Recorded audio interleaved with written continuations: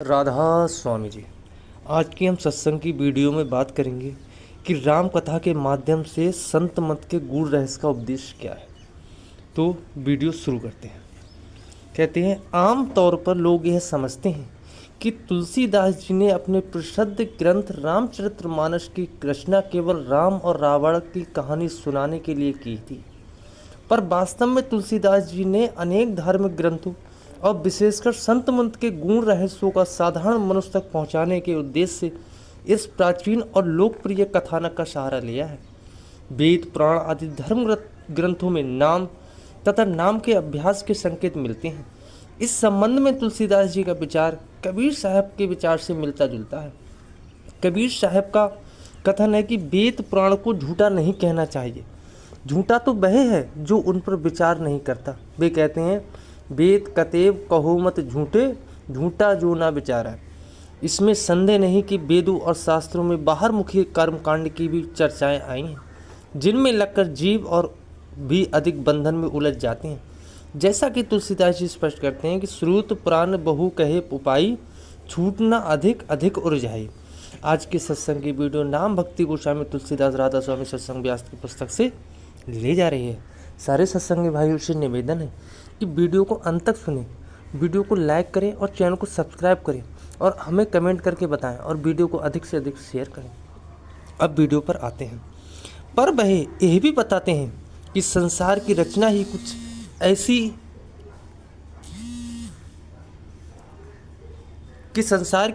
कुछ ऐसी की गई है कि इसमें गुण और दोष दोनों साथ साथ पाए जाते हैं।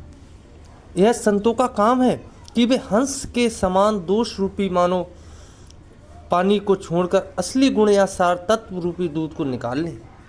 कहते हैं, जड़ चेतन गुण दोष में विस्प कीन करतार, और संत हस गुण गही पे पर हर बार बेकार। इस तरह तुलसीदास जी वेद पुराण के सारा तत्व राम नाम की शिक्षा को निकालकर एक सर्वसम्मत उपदेश हमारे सामने प्रस्तुत करते हैं, जो संत मत का भी मूल सिद्धांत है।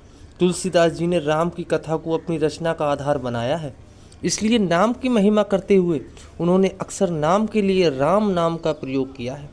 अपने रामचरितमानस के प्रारंभ में भी वे कहते हैं कि मेरी रचना भले ही सभी गुणों से रहित हो, पर इसमें अत्यंत पवित्र राम नाम को अर्थात प्रभु के नाम की महिमा बताई गई है, जो वेद पुराणों का सार है।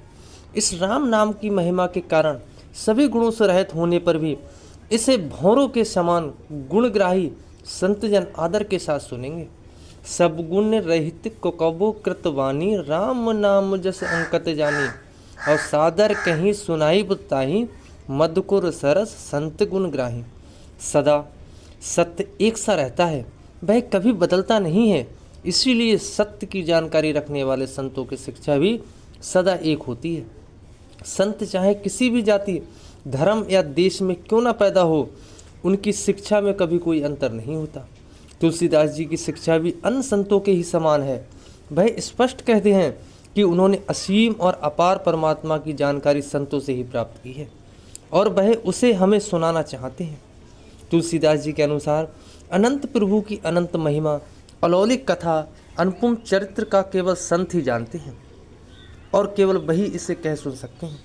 प्रभु की जिस महिमा, कथा या चरित्र को संतजन सुनते और उसका गुणगान करते हैं, उसकी गहराई और गंभीरता को प्रकट कराने के लिए तुलसीदास जी हर गुण, रामचरित, रामकथा, हर कथा जैसे शब्दों का प्रयोग दोहरे अर्थों में करते हैं।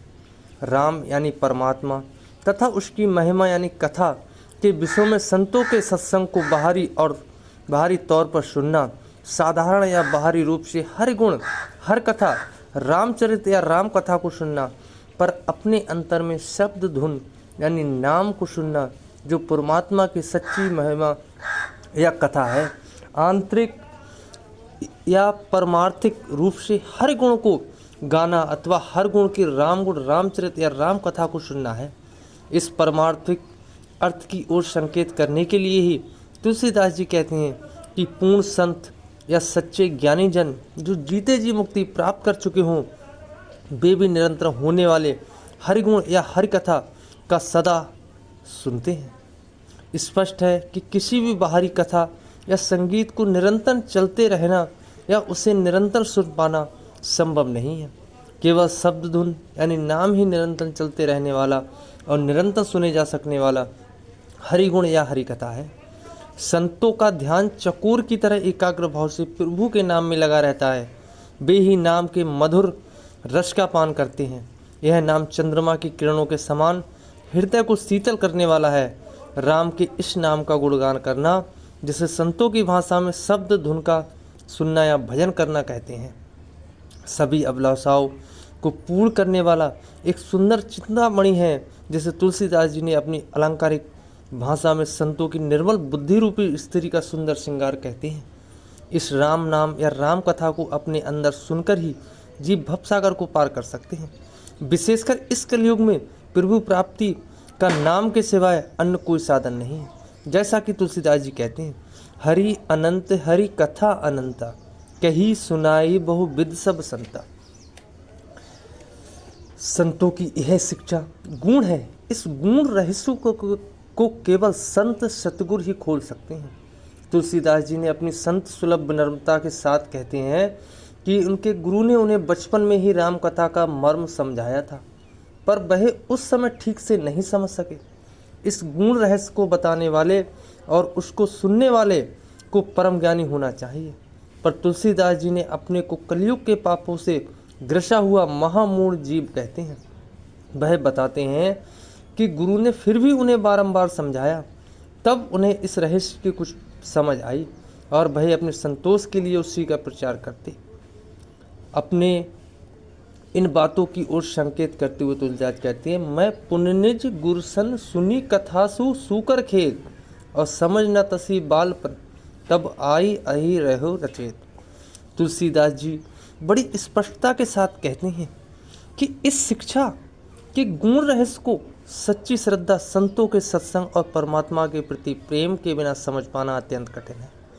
इस रहस्य को केवल वे ही समझ सकते हैं जिन्होंने संतों की संगति प्रिय लगती हो।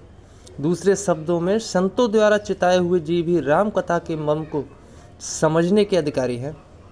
जय श्रद्धा समल रहित नहीं संतें कर साथ, और तिनकहु मानस अगम थी जिन्हें न प्रिय रघुनाथ। राम कथा मानो एक गुप्त आंतरिक सरोवर है। इस सरोवर में नहाने के लिए किसी संत के सत्संग को मन लगाकर सुनना आवश्यक है। संत को सवा ही इस सरोवर के चारों ओर लगी आम की बगीचियां हैं, जो श्रद्धा रूपी बसंत ऋतु को पाकर ही फूलती फलती हैं। संतों के इस गुण उपदेश को सुनकर जो विवेकी जीव इसके अभ्यास में लग जाते हैं, वे विषयों से विरक्त या अनासक्त हो जाते हैं। पर जिन मूर्ख जीवों की इसमें रुचि नहीं होती है, वे परमात्मा से विमुख होकर मोह में ही पड़े रहते हैं। उमा राम गुण गुण पंडित मुन पावहीं बिरत, और पावहीं मोह विमूढ़ जे हर विमुख न धर्मरत। स्वामी जी महाराज ने भी संतों की शिक्षा को गुरु कहा है, जिससे संतों के बताए बिना कोई जान नहीं सकता। केवल संत ही इस गुरु शिक्षा को प्रकट करते हैं और उनके शिष्य या सत्संग इसका लाभ उठाते हैं। संतन का मत गुण बिना संत को जाने, राधा श्यामी किया हुजूर माने सत्संगी कोई। आज के सत्संग की वीडियो यहाँ पर ही समाप्त होती है। सारे सत्संगी भाइयों से निवेदन है कि अगर वीडियो अच्छी लगी हो तो चैनल को सब्सक्राइब करें, वीडियो को लाइक करें और वीडियो को अधिक से अधिक शेयर करें और कमेंट करके हमें बताएं कि हाँ हमारी वीडियो कैसी लगी हो। राधा स्वामी जी।